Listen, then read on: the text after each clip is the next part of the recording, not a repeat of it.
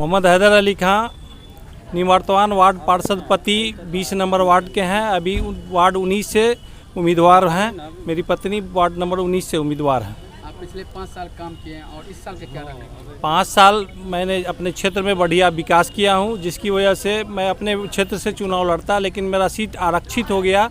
इसलिए वार्ड 19 की जनता ने मुझे ससम्मान अपने क्षेत्र में बुलाया है कि आप मेरे क्षेत्र का भी विकास कीजिए।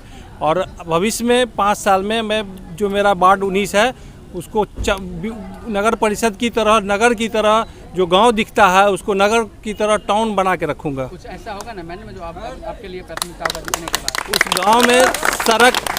गांव में सड़क की कमी है, नाला की कमी है, जल जमाव पूरा लगा हुआ है, नल जल का योजना जो काम हुआ है वो अधूरा है। और बहुत से आवास जो गरीब लोग हैं वहाँ उनको आवास नहीं बन पाया है, शौचालय की कमी है। और हम कल 2-3 दिन से क्षेत्र में घूम रहे हैं, गली से पानी पैदल से लोग को चलना मुश्किल है।